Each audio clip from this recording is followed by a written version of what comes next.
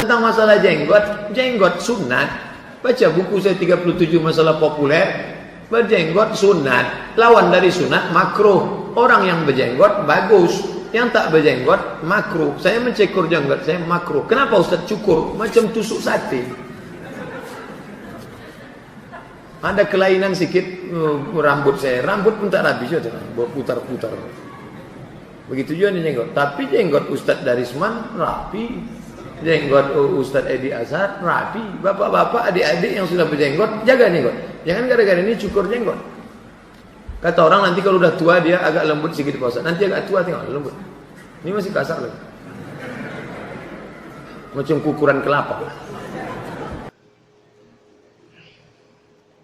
Bismillah walhamdulillah wassalatu wassalam ala rasulillah wa ala alihi wa ashabihi wa man tabi'ahum bi ihsanin ila yaumiddin thumma amma ba'd. Ma'asyiral muslimin dan muslimat rahimani wa rahimakumullah. Salah satu sunnah Nabi alaihi salatu wassalam dan juga merupakan perintah beliau alaihi salatu wassalam adalah perintah untuk memanjangkan dan memelihara jenggot. Adapun dalil-dalil dari nas Al-Quran maupun sunnah yang menunjukkan wajibnya memelihara jenggot, apakah istilah tusuk sate yang bilangannya 1, 2, 3, apakah jenggot lurus maupun keriting, maka wajib seorang laki-laki untuk memelihara jenggot demi sempurnanya agama mereka kepada Allah Subhanahu wa ta'ala. Dan hadis-hadis yang memerintahkan laki-laki untuk memelihara memanjangkan jenggot, di antaranya adalah hadis Nabi SAW yang diriwayatkan oleh Bukhari dan Muslim, di mana Nabi SAW bersabda, "Khaliful musyrikin, wafirul liha, wa ahfu asyawarib." Khaliful musyrikin, selisihilah orang-orang musyrik. Artinya bedakan kalian dengan orang-orang musyrik. Bedakan keadaan kalian dengan orang-orang musyrik. Cara berpakaian, cara beribadah, cara bergaul, cara bermuamalah, cara beribadah.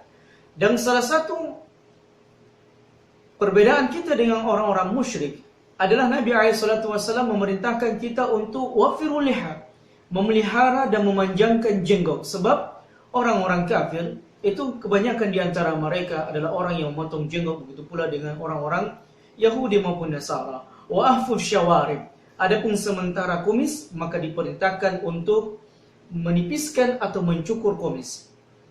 Begitu pula Nabi SAW bersabda, "Juzzu syawarib wa arkhul liha khaliful majus." Potonglah kumis-kumis kalian, pendekkanlah kumis-kumis kalian, wa arkhu al-liha, dan biarkan jenggot itu tumbuh. Dan biarkan jenggot itu tumbuh, khaliful majus, dan selisihilah, bedakanlah diri kalian dengan orang-orang majusi, yang kebanyakannya orang-orang majusi dan orang-orang kafir itu memotong jenggot mereka.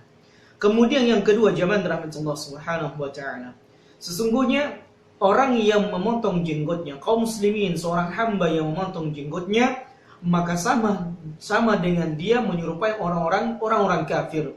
Dan menyerupai orang-orang kafir terdapat larangan dari Nabi sallallahu alaihi wasallam. Beliau sallallahu alaihi wasallam mengatakan, "Man tashabbaha biqaumin fahuwa minhum."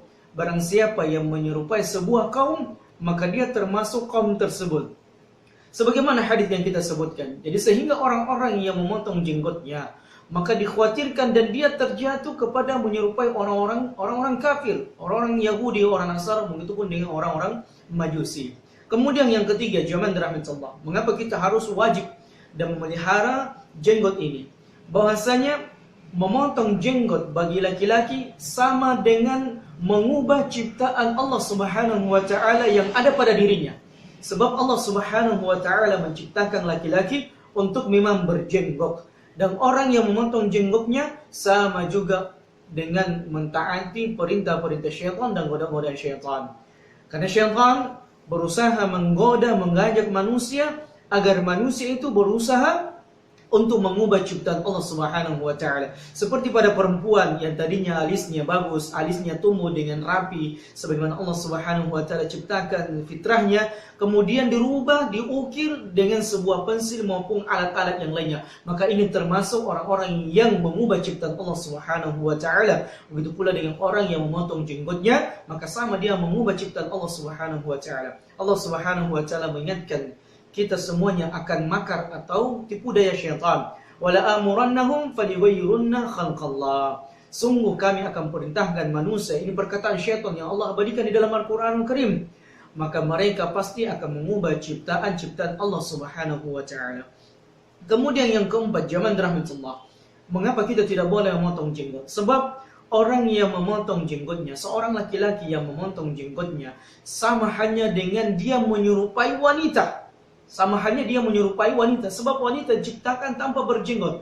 Adapun laki-laki, maka mereka memang sudah kuadratnya sejak dia dilahirkan sampai dia dewasa nanti, maka insya Allah dia akan mendapatkan jenggot yang tumbuh di dagunya, kecuali mereka yang tidak diinginkan oleh Allah Subhanahu wa taala tumbuh.